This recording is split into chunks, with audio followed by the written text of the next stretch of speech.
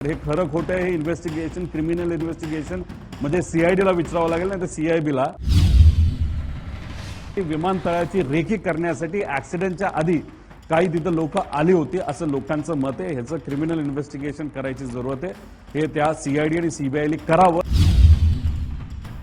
तिथं असणाऱ्या काही लोकांशी बोलल्यानंतर हे खरं खोटं हे इन्व्हेस्टिगेशन क्रिमिनल इन्व्हेस्टिगेशन म्हणजे सीआयडीला विचारावं लागेल नाही तर सीआयबीला काही लोकांचं असं मत आहे की विमानतळाची रेकी करण्यासाठी ऍक्सिडेंटच्या आधी काही तिथं लोक आली होती असं लोकांचं मत आहे। ह्याचं क्रिमिनल इन्व्हेस्टिगेशन करायची जरूरत आहे। हे त्या सीआयडी आणि सीबीआयने करावं, याच्यात थोडंसं लक्ष घालावं असं आमचं मत आहे।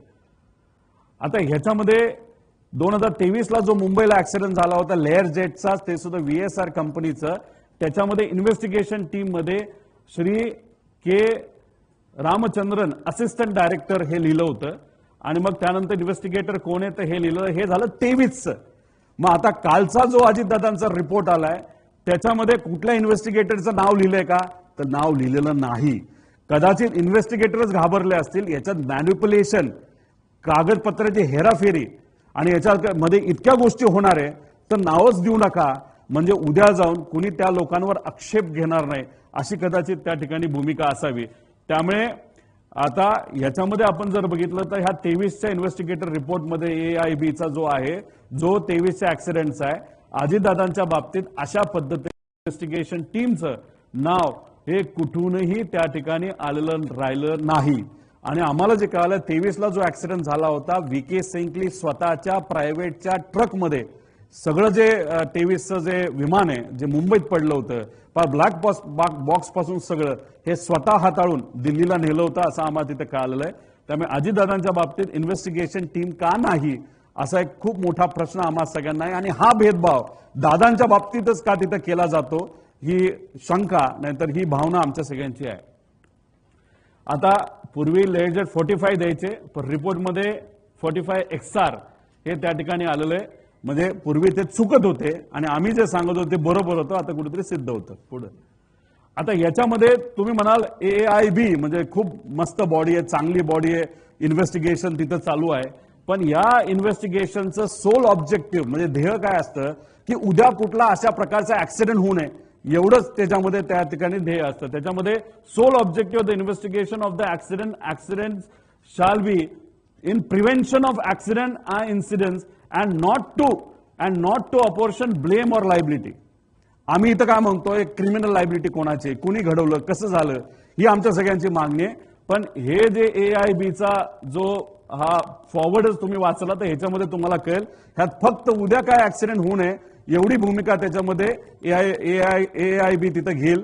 म्हणजे एक्स्ट्रा कॅन ठेवले होते का नव्हते ठेवले याच्यामध्ये त्यांना काय तशी इंटरेस्ट नाही असं कुठेतरी तिथं जाणवतं। आणि तीच गोष्ट आम्ही सीआयडीला सांगितली।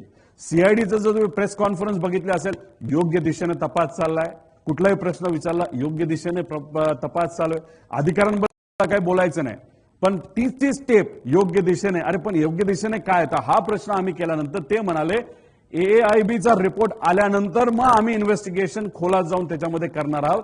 पण एआयबीची जर रिपोर्ट बघितला तर अशा पद्धतीने त्या ठिकाणी या गोष्टीने तर त्याचा इंटेंट नाही तर ऑब्जेक्टिव्ह असतो पुढे। आता ह्याच्यामध्ये आम्ही म्हणत होतो विजिबिलिटी कमी आहे, हे काय मोघम नव्हतो। तुम्ही मुंबईची विजिबिलिटी बघितली तरी ती 2500च्या आसपास आहे रिपोर्टमध्ये दिलंय, आणि पुण्याची जर बघितली तर 2000च्या आसपास आहे टायमिंग प्रमाणे।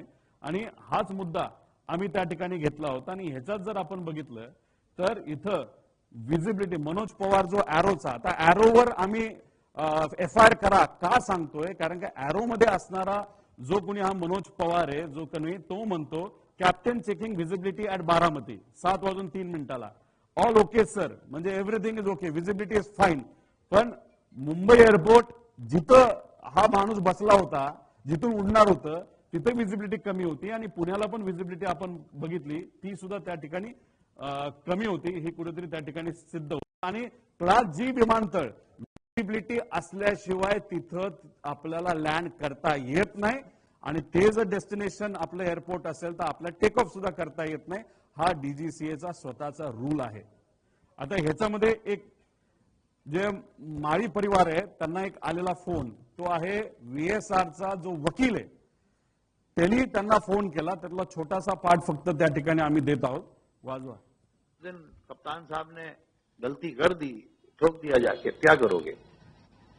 क्या गलती है समझ में नहीं आ रहा है. अगर वो पुणे चले जाते, नहीं विजिबिलिटी खराब थी, उनको दिखा नहीं, रनवे जिधर था उसके लेफ्ट में जाके वो ठोक दिया उन्होंने, क्या करोगे आप? म्हणजे हे इन्शुरन्स वाला फोन करतोय माळी या परिवाराला आणि म्हणतोय की वो कॅप्टनने प्लेन ठोक दिया. म्हणजे अशा पद्धतीची भाषा त्यांची आहे. आणि याच्या आधी मग ते कॅज्युअली या सगळ्या विषयाला वकील सुद्धा कॅज्युअली घेतोय आणि तो व्ही के सिंग सुद्धा कुठेतरी जो मालक आहे तो कॅज्युअली घेतोय असं आमचं मत आहे. आता हा रिपोर्ट आहे, हा सॅटेलाइट रिपोर्ट असतो, हा आपल्या त्या ठिकाणी मिळतो. पुणे विमानतळ हद्द 55 नॉटिकल माइल्स असते आणि बारामती हे 44 मध्ये येतं. तर आमचा प्रश्न आहे, पुण्याली या विमानाला बारामतीकडे जायला परवानगी कशी दिली एटीसीला, हा सुद्धा आमचा प्रश्न आहे. मुंबईवाल्यांनी टेक ऑफ कसं करून दिलं हे इन्व्हेस्टिगेशन मध्ये आलं पाहिजे, नाहीतर एआय बिली हे बघायला पाहिजे होतं. ते दुर्दैवाने या रिपोर्टमध्ये बघितलेलं नाही. फक्त सांगितलंय ही विजिबिलिटी होती, जी विजिबिलिटी 5000 मीटरपेक्षा कमी होती, जी अलाउड नाहीये. पुढे आता दोन्ही पायलट बारामती विमानतळावर लँडिंग म्हणजे ह्याचा अनुभव होता. दोन्ही पायलट म्हणजे पाठक पायलट पण आणि तो जो कपूर होता, या दोघांना या विमानतळाबद्दलची त्या ठिकाणी सगळी माहिती होती की कसं लँड होणार आहे.